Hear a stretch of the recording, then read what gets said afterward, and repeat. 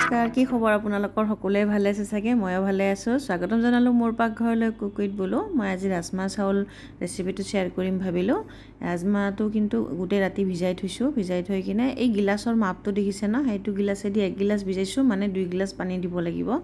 দি কিনে আপোনালোকৰ যেনেকুৱা মেজাৰমেণ্ট লৈ ল'ব আৰু নিমখ, জলকীয়া আৰু গৰম মছলা দি কিনে 5টামান চিটি মাৰি লৈছোঁ। লৈ কিনে ইয়াতে নহৰু, আদা, পিঁয়াজ আৰু বিলাহীখিনি একেলগে পেষ্ট কৰি ল'ম। লৈ কিনে মই মিঠাতেল আৰু ঘি দি বনাম। পাঞ্জাবী খোৱা যিহেতু মানে মিঠাতেল, ঘি আৰু বাটাৰৰে কাহানি আৰু ইয়াতে দালচেনি, ইলাচি, লং দি পিঁয়াজ দি কিনে ধুনীয়াকৈ মছলাখিনি মই এড কৰি দিলোঁ। দি কিনে এতিয়া মই ভাজি ল'ম। ইয়াতে মই জিৰা, ধনিয়া আৰু জলকীয়াৰ গুড়ি, সোৱাদ অনুসৰি নিমখ আৰু হালধি দি কিনে বঢ়িয়াকৈ একদম তেল ওলোৱালৈকে ভাজিব লাগিব। এইখিনি সময়তে মই অকণমান বইল হৈছে ভালকৈ, মানে বইল কৰি কিনে জালত থৈ দিব বেছি ভাল হয়। অকণমান ৰাজমা দি কিনে অলপ সময় ভাজি ল'ম। লৈ ভজা হৈ গ'ল, চাইডেদি তেল ওলাই আহিছে যিহেতু, এতিয়া মই গোটেইখিনি ৰাজমা ইয়াতে এড কৰি দিম। দি কিনে অকণমান ষ্টিমটো কমাই কমাই বনাব লাগিব, যিহেতু ৰাজমাটো বহুত হাৰ্ড হয়, মানে টাইট হৈ থাকে, নৰম নহয়।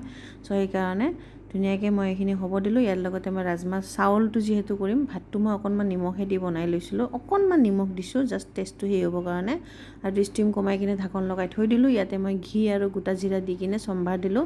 দি কিনে ইয়াতে মই ভাতখিনি যে বনাই থৈ এইখিনি দেখুওৱা নাই আৰু ইয়াতে মই বঢ়িয়াকৈ ভাজি ল'ম। 1 মিনিটমান ভাজিব, বেছি ভাজিব নালাগে। ইয়াতে অকণমান লেবু চেপি দিব, দি এবাৰ দুবাৰ এনেকৈ লৰাই দি কিনে গেছটো অফ কৰি ঢাকন লগাই দিব। এয়া হৈ গ'ল। এতিয়া মই ধুনীয়াকৈ এটা বাটি, টিফিন বাটি ল'ম। টিফিন বাটিটোত আৰু এটা সৰু বাটি ল'ম। লৈ কিনে এয়া ধুনীয়াকৈ দেখিছে ন, ইয়াতে মই ভাত দি কিনে, চাৰ্ভটো অলপ ধুনীয়া হ'লে ভাল লাগে ন, তো সেনেকৈ লৈ ল'ম। ইয়াতে মই আদা, জলকীয়া আৰু লেবু অকণমান কাটি থৈছোঁ লাষ্টত ডেক'ৰেশ্যনৰ কাৰণে। আৰু এতিয়া মই গৰম মছলা দি ল'লোঁ ইয়াতে, আৰু 1 চামুচ ঘি দি লৈছোঁ। হৈ গ'ল আমাৰ ৰেচিপি ডান। এতিয়া মই ধুনীয়াকৈ এয়া বাতিটো ওলাই ল'লোঁ। ওলাই লৈ কিনে প্লেটখন ওপৰত ঢাকি কিনে উল্টাই দিলে হ'ল, ধুনীয়াকৈ বাতি চেপত ওলাই আহিব।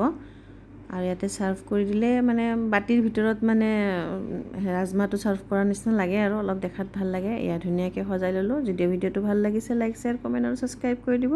আজিলৈ আহোঁ। সকলোৱে সুস্থ থাকক।